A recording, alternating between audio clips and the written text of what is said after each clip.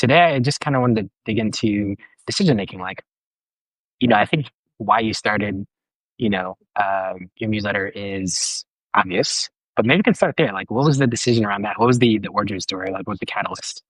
Ah, Part of it was the not taking my own advice. For years, I was on Twitter for a very long time. I was one of the first 3,000 users on Twitter way back in the day, like user number 2,700 or something like that, back in 2006. Loved Twitter. After a while, though, it was like, wow, people are posting all this stuff. No one's seeing it. Mm-hmm. I started to see that. Like, it wasn't so apparent, but it was like, wait, this person has, 100,000 followers, but their tweet only has like 40 likes. Yes. Well, wait, what? Well, that doesn't sound right. Yeah. So, so I was really like, and I had done some email marketing work before, like newsletter stuff, Mm. but never I was really putting this stuff together. But then I was starting to see, like, wait a second, maybe social media is not the savior that we think it is. And so it was like, maybe we should just get back to sending newsletters. And Mm. I would scream that from the mountaintops on Twitter, and of course, no one really listened. So finally, in 2021, I was like, maybe I should make a newsletter about this. And at Yeah. first, it was called Heavy Metal Email because that's the world I work in, Mm. mostly of heavy metal bands, hard rock bands. And I was like, wow, I'd love to see all these bands. That was a big decision. I'm going to go and take this niche. Mm. I'm really going to niche down. Mm. But then as I was writing it for like a year and a half or whatever like that, a handful of people would share my stuff and say, and they would preface it with, "Hey, this is for heavy metal bands, but I think it applies to photographers too, or I think it applies to writers." And I did, Yep. and so I kind of leaned into that then of like, uh, the idea that the stuff I can write, tried to open it up and generalize it a little bit. And that in 2023 is when I changed the name to Social Media Escape Club Yeah. to be more encompassing. And holy moly, it took off. So Yeah. yeah, it resonated. So That's yeah, amazing. Yeah. yeah. So, um, we'll get right into, I'm sure a topic that a lot of people are curious about, and you've probably touched on before, which is notes on Substack, Oh and yeah, it seems like it's at odds with social media escape club, right? It's like absolutely. it's like this thing that you tried to escape from on Hmm. Twitter has now arrived in this newsletter ecosystem. Yeah. Um, I have some quick takes. One, I do think that the fact that Substack is a walled garden, that there aren't APIs that you can leverage to schedule posts and to schedule Mhm. replies and to do all this automation. The fact that Yeah. that doesn't exist, it does feel more organic. It does feel Yes. like you have to be more intentional. Got to be right there. Um, Yes. you have to be in the app doing the thing, right? Hmm. Um, and you can't be lazy about just like scheduling your posts for the whole month and just like set it and forget it and like having Been AI robots to reply for you, right? You been can't do that there. on Substack. Yeah. Yep. So I do think that's a benefit. I also do think that um, some of the smartest people on the internet are on Substack, so you can't just like post garbage and get away with it here. Right. Um, Right. uh, and I also feel like the fact that um, there aren't there's any advertising is obviously a clear difference. Yeah. But I'm curious, like your thoughts about notes and like your decisions around like how you use it and Hmm. how you encourage people to engage with it. Yeah.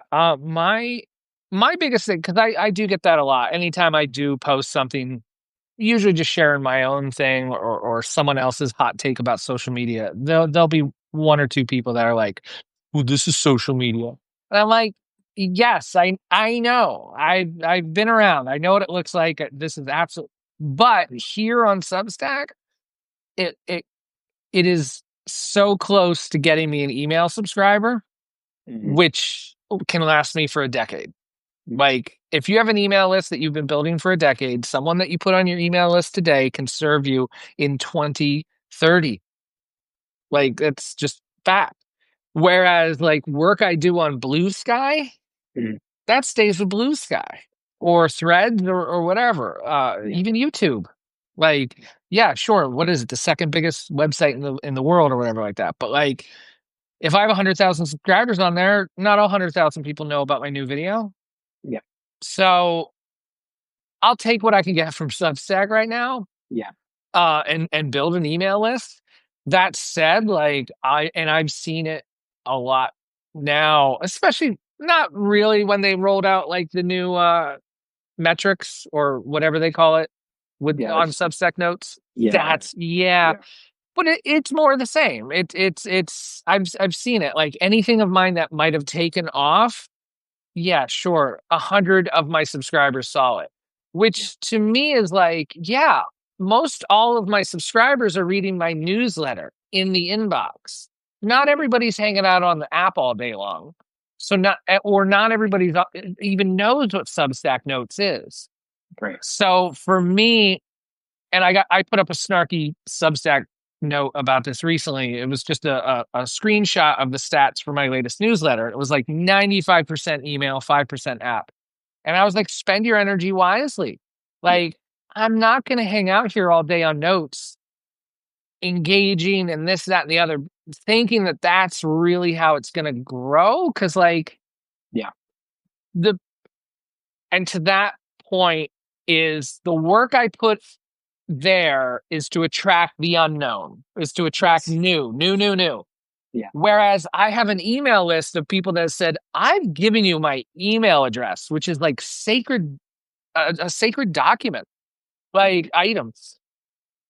I got to save my best work for them. So, Yes. Yes. hello. Hey Hey. guys, Substack was being weird for a second. I had to delete the app and reinstall the app. It was, Oh my goodness. Yeah, that yeah, sounds about right. Yeah.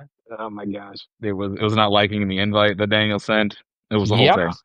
What's okay? I mean, Seth thought I was in a gun range. It was so loud in this co-working space. So The audio was just like, yeah, I don't know. It was detecting like, yeah, everything going on around. I don't know. There is there's like a lawnmower outside right now. I don't know if you can hear that. Nah, Good. All right, good. no, you're good. All right, good.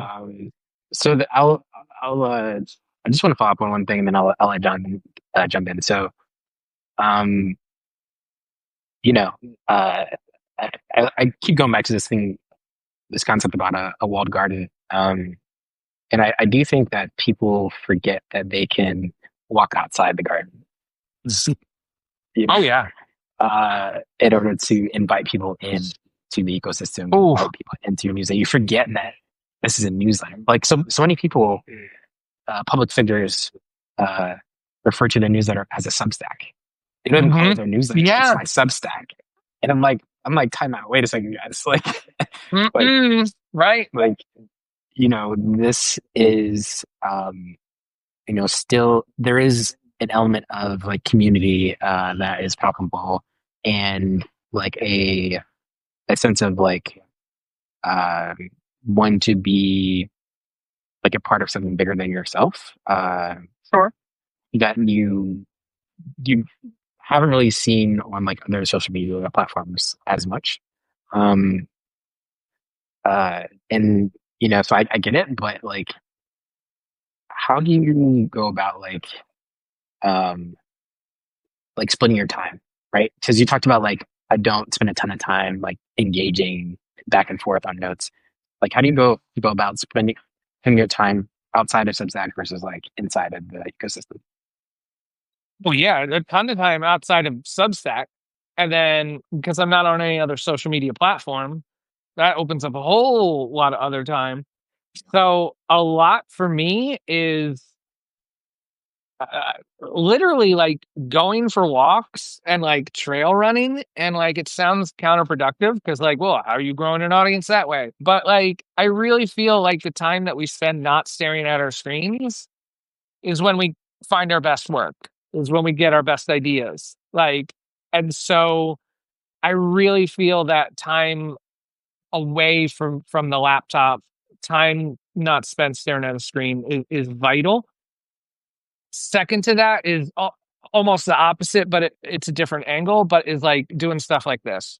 Is Mhm. like Zoom calls, like offline, like with other groups or this or that. Like if you can't meet in person, like absolutely vital. Like because I want to say because all this stuff that, especially what you mentioned earlier, like scheduling a tweet or the marketing, or you're gonna set a timer and leave comments for an hour. There is no fear in any of that. There's no real risk. There's no danger to it. But like, turn it on a live. This could go horribly wrong. You know what I mean? Or I was on a Zoom call just a bit ago by my pal Alex DeBranco. Like his first, he's starting to host like co-working sessions. His first. It was and he would say this, but like because he did say it, but he was like terrified. Like, here's these people on here. Like, is it gonna go this way? Like, you don't know. And I've been doing Zoom calls now with my subscribers, paid subscribers now for like a year and a half. Still terrifying.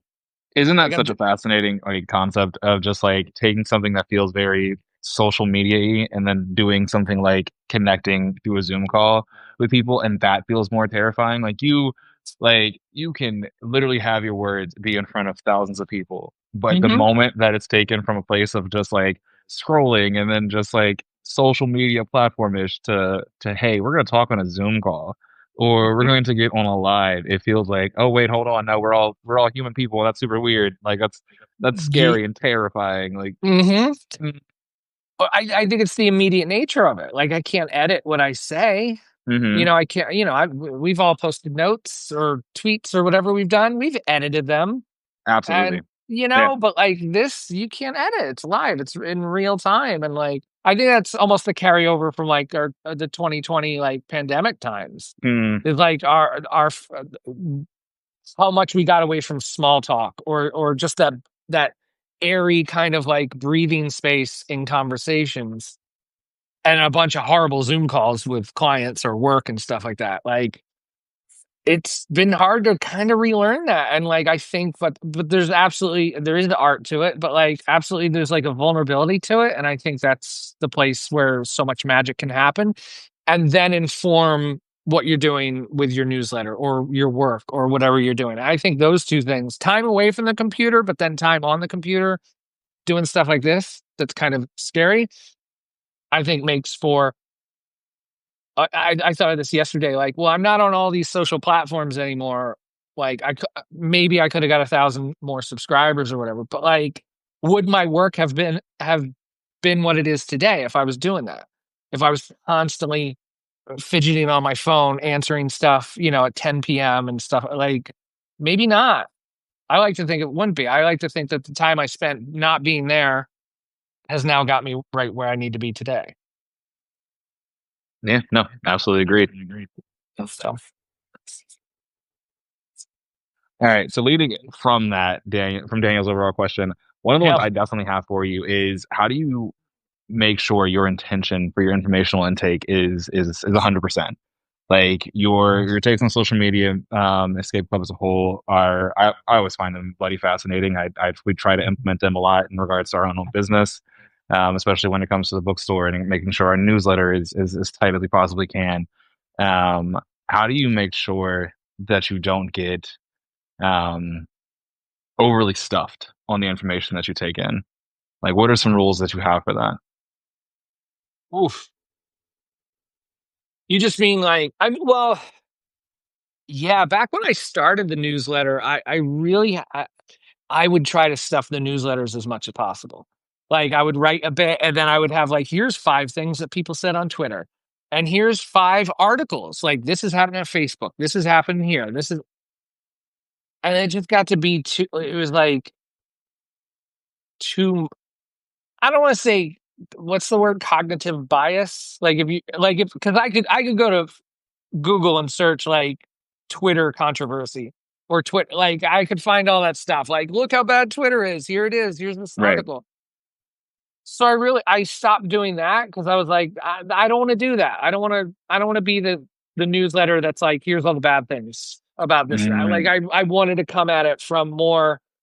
I guess whatever I might read, I would just digest it. And rather than like linking because there's 100 of them a day, rather than linking to everything all the time, just let it simmer, and trying to be less, because there's a lot of like really there's people writing books about this stuff, about leaving social media and the dangers of social media and how addictive it is. And I'm kind of like, oh, let them do that.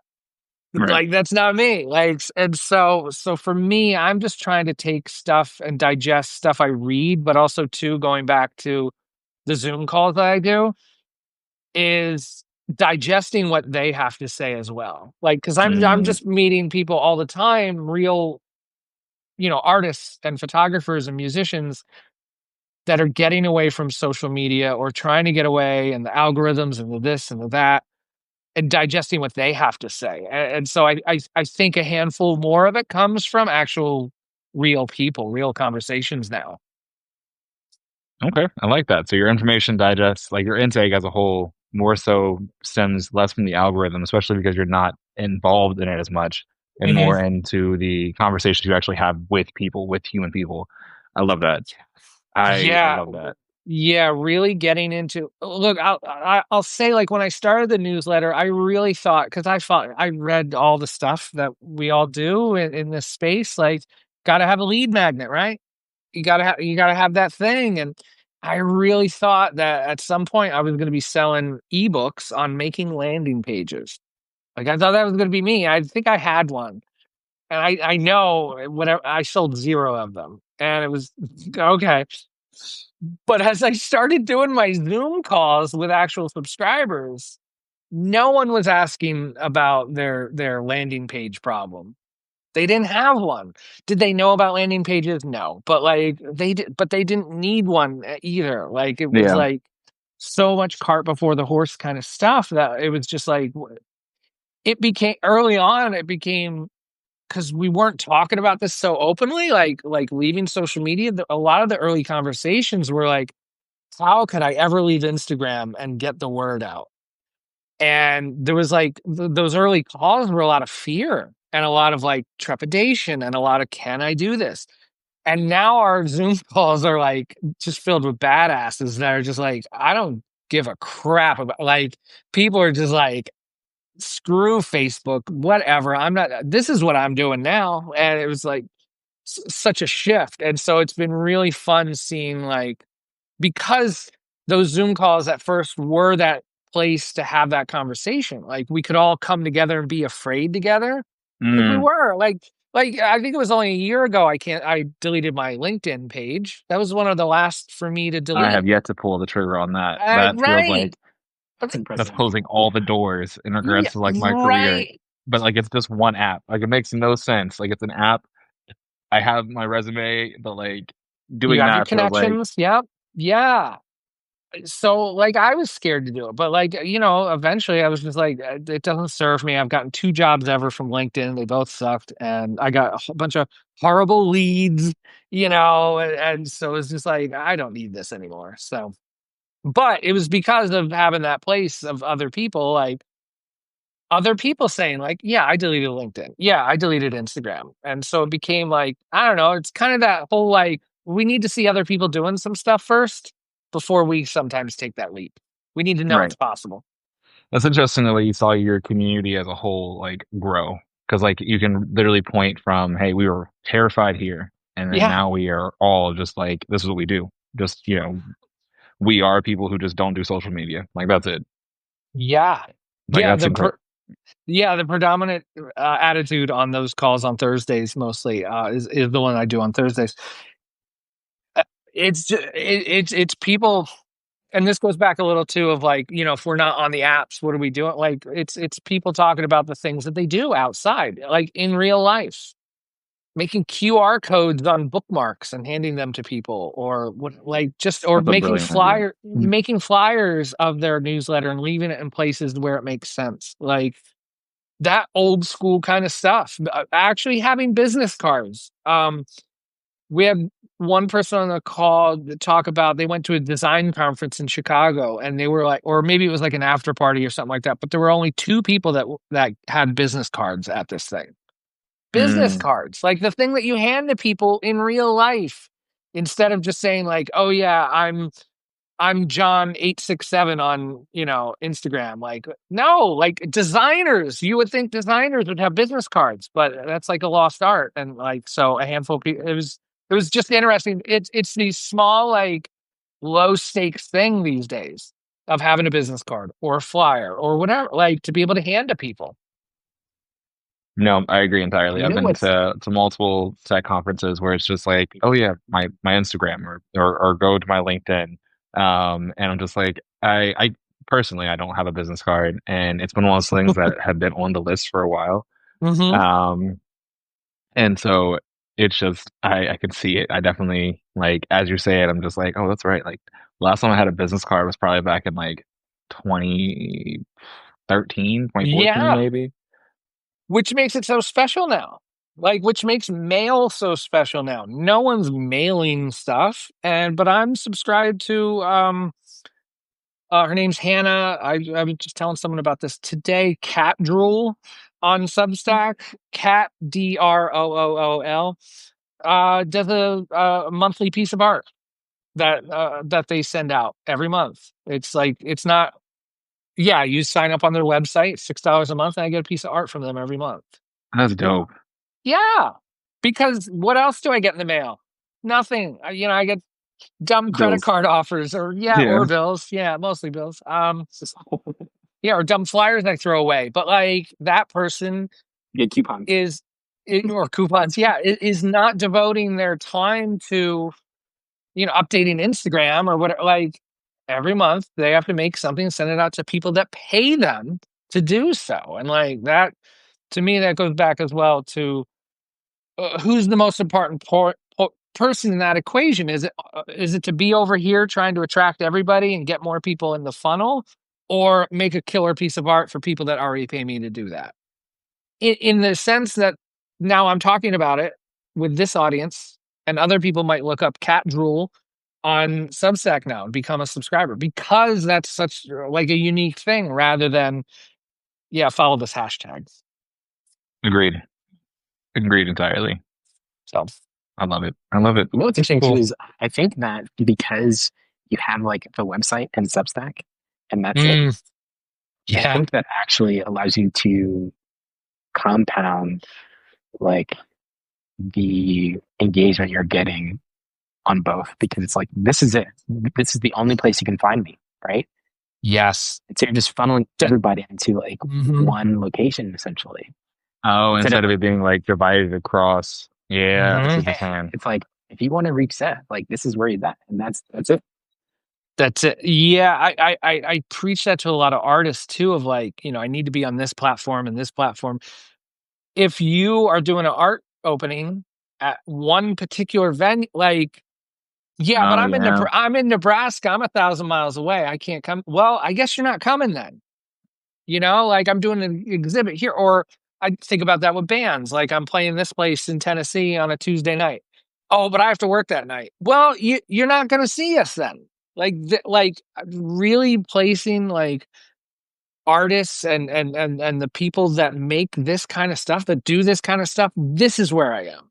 I can't spread myself thin across all these different channels. Like if you want me, this is where I am, and that's it. Well, I only follow stuff on Instagram. Well, see ya. And being like, I don't want to say like confident or bold, but like we only have so much time in the day. We can only be in so many places, and like again, it goes back to if me spending time trying to put stuff on Instagram to attract that audience or appease that audience or those people that are there takes away from my email list. And my Mm. email list is crucial. My email list comes first. Man, I love that. I love that so much. I love it so Cool. much. Cool. Why publish on a separate website? Say that again. Hmm. Why publish on a separate website? Because not too long ago, I deleted a podcast function on my Substack, and it deleted the 10 videos that I had on Substack. Completely gone. It deleted the posts, all the comments, the URLs, all that stuff. Gone. And there's someone, I forget their name, of course, because I'm on doing this right now and my head is scrambled. But they just deleted like the podcast functionality on their Substack, and it deleted their entire site. All gone. Subscribers, everything. The Gone. power of the backup. Yeah. All right. Yeah. And so if you don't have everything backed up all the time, because I get it. If I'm going to hit the delete my Substack button, it's going to delete no other button should do that. No If other it's button not should do clearly that. right. Yeah. So this person, when I deleted that podcast thing, it was not, it didn't say, oh, this is going to delete all these posts. It was just like, yeah, delete this podcast functionality. Sure. I didn't want it to be on the RSS or whatever, blah, blah, blah. Yeah, deleted all the posts. So that's why I'm starting now I've been doing it for a couple months now, starting this year, was like trying to double up all my posts onto my own blog in the event that, someday if Substack goes away or my account gets suspended or something happens, boom, I have And it it's on my completely site. possible. Yeah. Absolutely. Yeah. Yeah. Yep. I remember when we first started talking, we had that situation where I had sent you something and Substack was just like, nah, that's 100% a fish. And so they were just like, Yes, they had canceled my exactly. account. Yes. And I had just started writing, reaching out to people, and Seth and I had connected, and he was fantastic about it. And then of course he was just like, he added everybody at Substack and was just like, this seems stupid. Can you fix this? And it took them it took Seth reaching out for them to be like, oh yeah, let's get that fixed. So Yeah. Yeah. It's terrifying. So if that does go all down, if it all goes away, I haven't exported my email list this week, but if that happens, I could just move those emails somewhere else and tell everybody, hey, everything's on my website. It's over here. Like, it's all just links. People are clicking links, whatever you put in front of them. So hopefully. This does make me want to bring back the indie thinkers. I fully believe you should. Absolutely. The indiethinkers.com domain used to be like this very like simple kind of directory of essays is the best way to describe it. But it was like really tastefully done. Like I think the designs like it got a lot of I think positive feedback and people just like appreciated how things were laid out. And it was just like a nice place to go read and discover content. Things are just like organized by category, and it was just like Substack's discovery functionality isn't very good. Like you're trying to find something from someone that you don't know. It's like it's they're like basically promoting the bestsellers and the people that are bringing in revenue. And so how do you find the talented writers that, are making a lot of money yet and aren't like feeding the machine yet, but they're amazing, right? And so people really appreciated the app because it was like this nice discovery platform for writers. And for like the smaller up and coming writers. And I feel like I should bring that back. Which is and I think too is Substack's job is to make money. Yes. Not help discover small they got to make money. Yep. They got to pay the bills. I think it's our jobs to do the discovery part in our world, in our own little creative orbit. Like we as musicians and artists and whatever writers, we need to be linking occasionally to different people and stuff like that and making that happen. Making like I don't know if you remember like the old, if I'm showing my age here, but like I don't know the ages in this room, but I do turn 49 this month. But the old Yahoo, the directory stuff, there was like here's the sports section. You click sports, and it was like okay, here's just NFL. A page of links. Yep, just a page of links, right? And people forget how valuable a page of links are. Like it's just it's simplistic web. In the best way.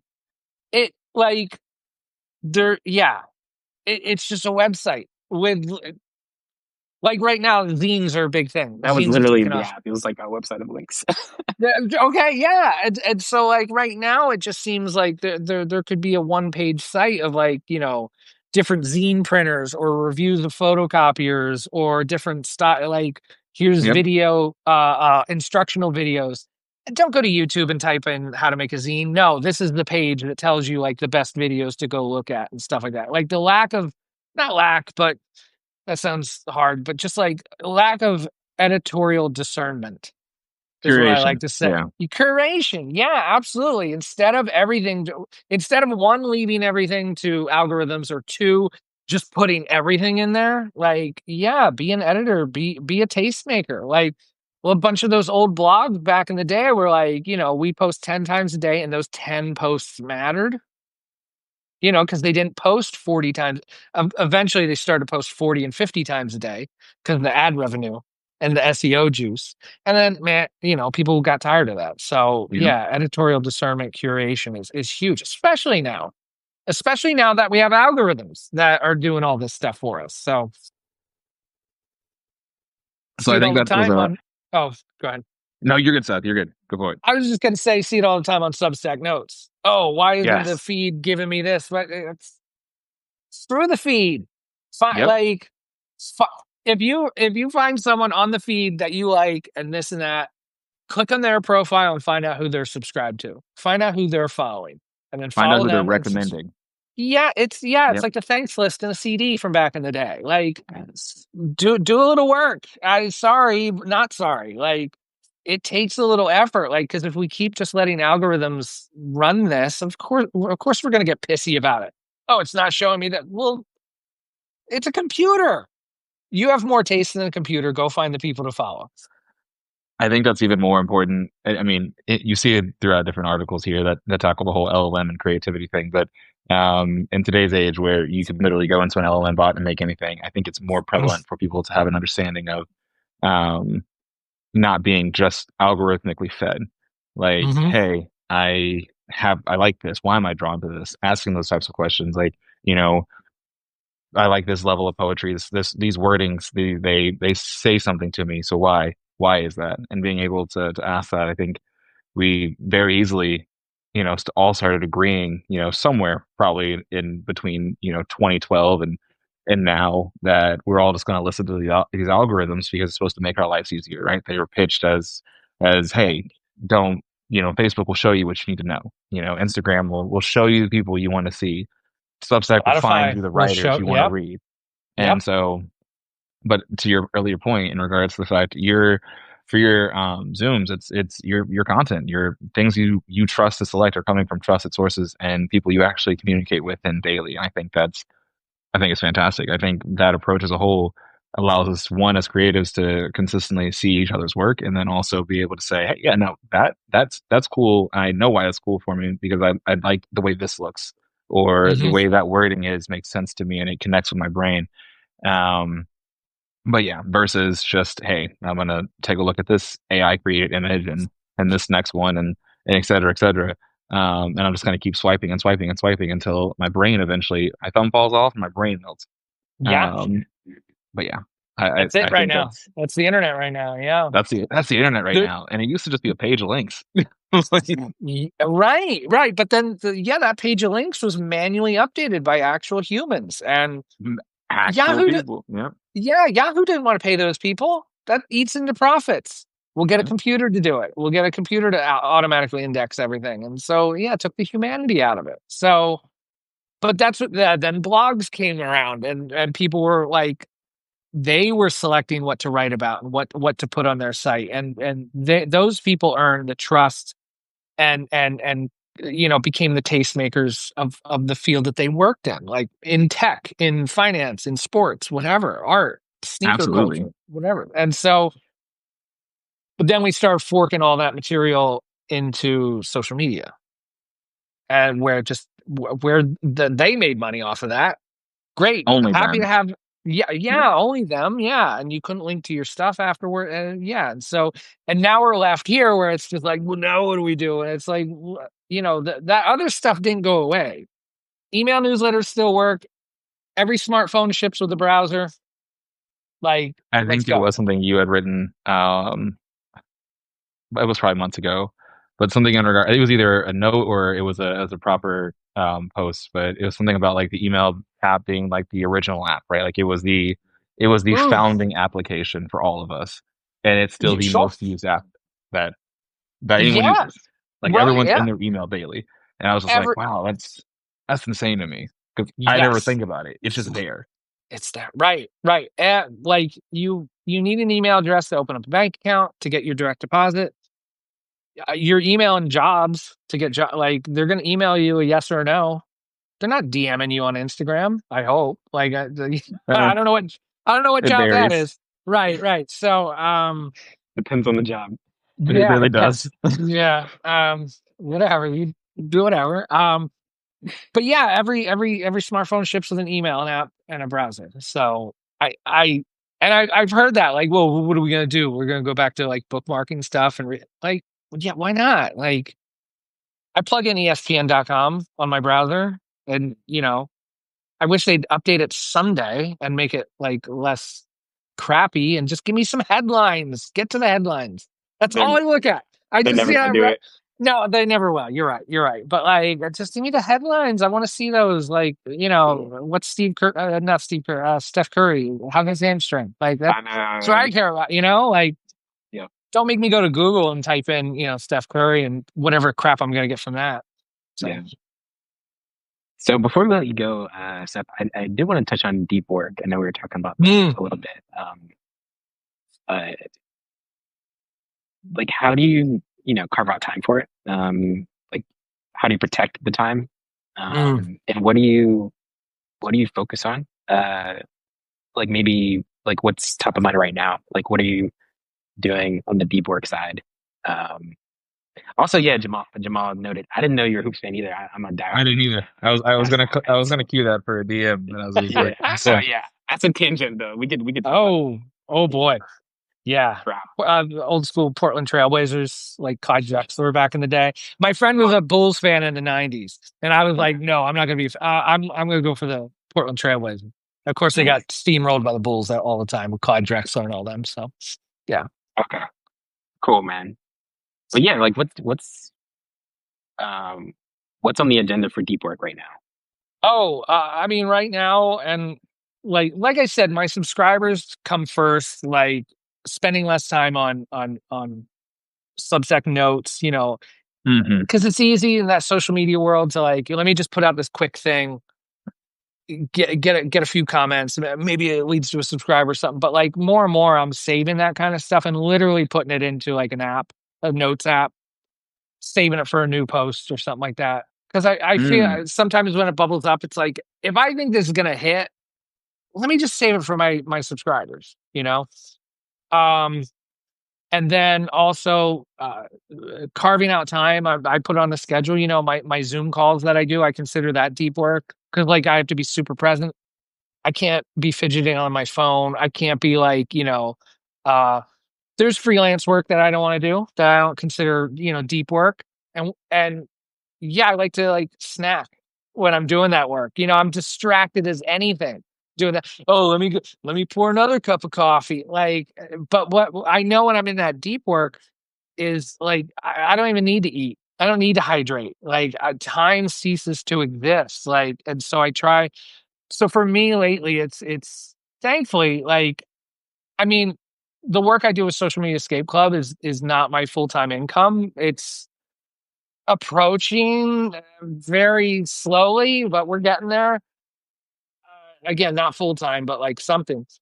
But right. I do some consulting work from that on the side too with like email guidance. I instead of doing one-to-one Zoom calls, I do it via email, which is super fun because like 1 hour calls exhaust me like that. If I get too many, I don't know how people do it, but I can't. And like so doing it over email is fun. I love answering stuff like that. Like, here's my problem. Here's this thing. And I'm like, oh, cool. Let me dig it. And then I like look up and it's like 11:30 in the morning. I'm Mm. like, oh shoot. I get any client emails since then.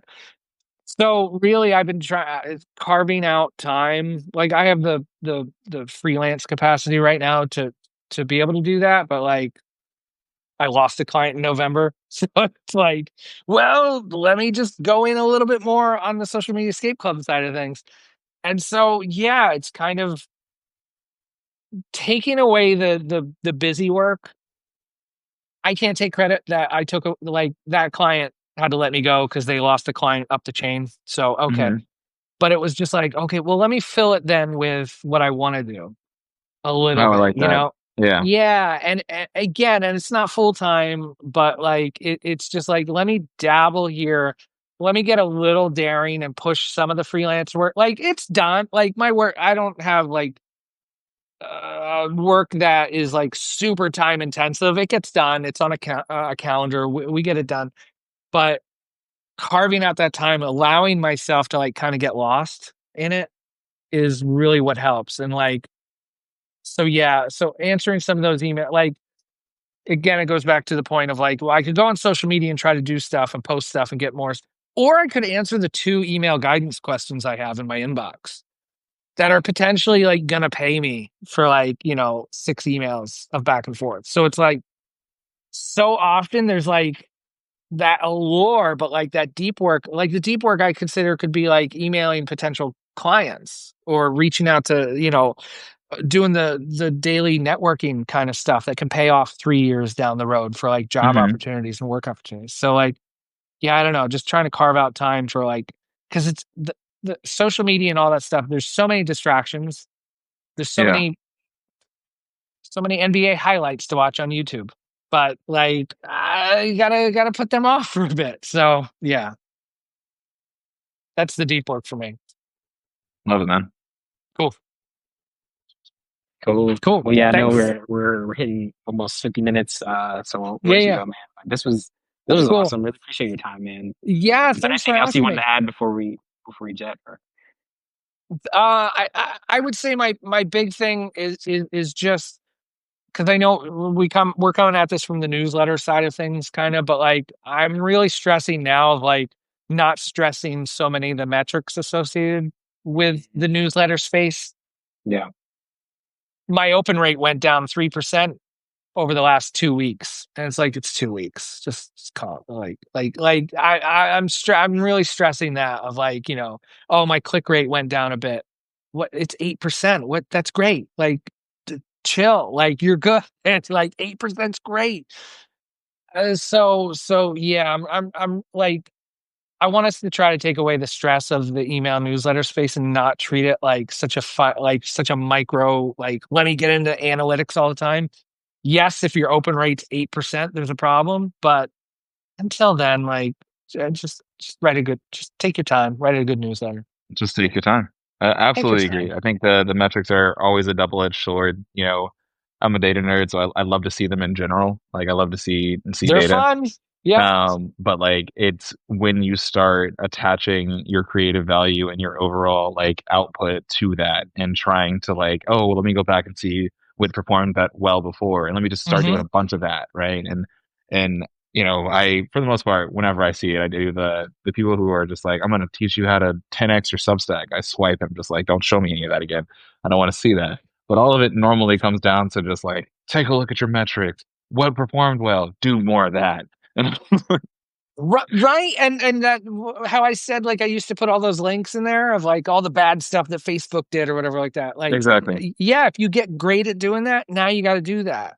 And Yep. like, I wouldn't want to keep doing that 2 years later. Like, that sounds awful to me. That So sounds it's terrible. double-edged sword. Yes, the stuff that works might be stuff that you don't want to do. Exactly. So Yeah. careful. One of the things I'll put into this whenever Substack formulates it, something I saw on Sublime. It was just like before you like get into a game, look at the outcome of the players that played it or something of that factor. Oh, yeah. And that is exactly what that made me think of. Like you could have done the link thing, and you could have rode that link thing forever, right? Could have. Clicking on how bad social media is, et cetera, et cetera. But then you have to do that because like, but why would you want to? So yeah. Right, right. Yeah, you got to do the stuff that you, again, as the artist, as the creative, as the person making the work, like you have to come first in all of it. Hmm. Because if you don't, like, it's going to suffer. And yeah, how far can that go? Exactly. We don't want anyone suffering over this. It's a newsletter or it's a website, Exactly. So, It's a website. It's just a yeah, bunch of links on a web page. That's all. right. So just yeah, do what you can. Do what makes you happy, and like a couple other people are happy along with it. Great, Great. Great. cool, Cool. Absolutely, Okay, guys. well, we'll end it there, man. Thanks again, awesome, Seth. Appreciate it, man. absolutely. And You guys, thanks for having me. we'll catch up offline and talk about the playoffs, man. Hey, let's It's kind of go. wild right All right, yeah, a little bit, now. a Yeah. little bit. All right, cool. Sorry, Love All right, to. guys. guys. All See ya. right, take care. Bye, Bye. all.